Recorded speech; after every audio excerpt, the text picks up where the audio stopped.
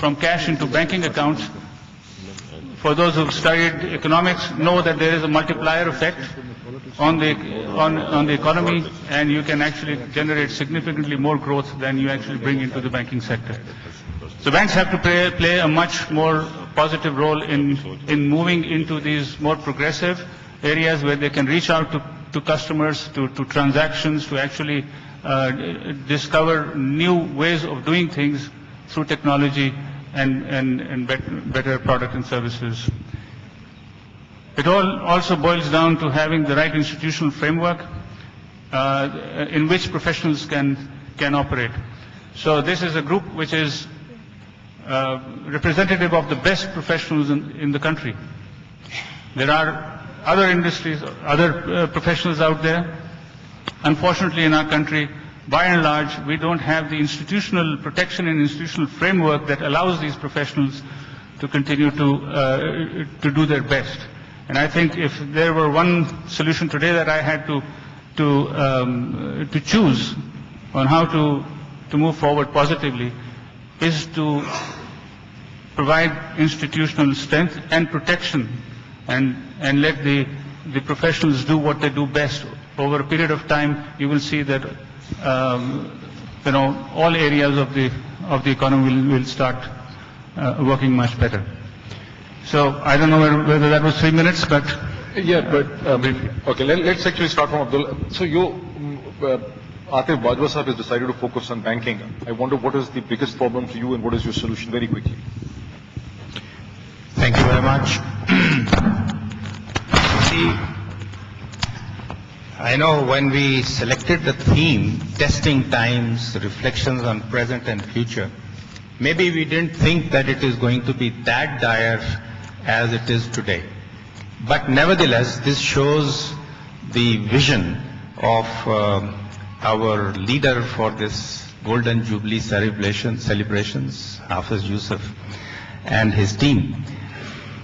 The thing is that we have all heard since yesterday all types of discussions in different areas, and as professionals we hear them in any case on a day-to-day basis. The issue that we want to now kind of focus and try to find solutions for the economy as professional accountants, I think, where we are more involved and I think have a role to play.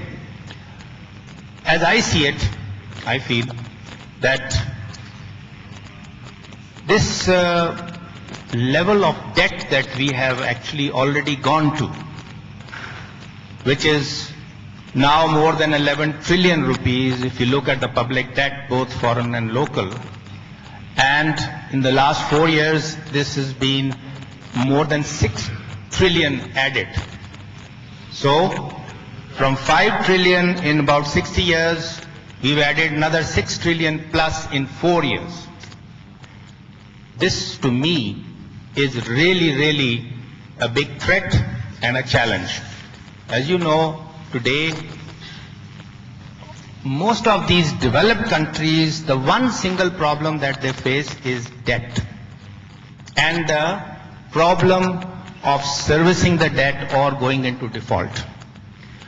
In our case, the ratio is about 60% local and 40% foreign. Now, this 60% is the most expensive debt, and it is only to be rolled over because there is no other way to actually fully disburse it or to pay it off. Because every year we are adding, right now, at least 1 trillion rupees a year. The question is, what can we do about it? Solution. What is the solution? To me, two things. One, we will have to, per force, whether X government or Y government, irrespective, look at our expenditure side. And this expenditure, we cannot only look at the running of the government expenditure and this and that. which is comparatively small as a percentage. We have to look at our three major headings of the expenditure. The number one item is your debt servicing, number two is your defense, and number three is your these public sector entities, subsidies and things like that. These three items actually take care of whatever resource mobilization that you are able to make today. And the rest, everything else, is all borrowed money. Now, you can ask, how are you going to actually deal with the debt servicing, for instance, or how can you reduce the debt servicing? Well, we will have to find a way. We did once in the foreign debt case, we did have this Paris Club arrangements, etc., whereby we got some written off and some kind of rescheduled and all that. Similarly, you may have to do that again as far as the foreign debt is concerned. But as far as the local debt is concerned, you will have to find some of your assets which sit there. You will probably have to liquidate them to repay some of your existing debt. Plus, the more important part, this annual hemorrhaging of your debt servicing, of your fiscal deficit. You just cannot afford to have that. And you have to really take some very difficult and very unpleasant decisions also. But we have to face the facts. If we don't have the money in our pockets, how do we expect anybody to spend it? So that is that one part. The second part, of course, is more dearer to my heart, and that is the revenue mobilization part. The present level of revenues that we mobilize, unfortunately, is nowhere near the potential that we have. So we run a huge tax gap at the moment, which according to the latest survey of the World Bank is about 79% of what we collect. So without touching anything as far as the policy side is concerned, I'll talk about that in a minute. Just on the existing policy that you have as far as taxation goes, you are not able to collect what you are having the potential to collect. So that's that potential area for you. And how will you achieve this?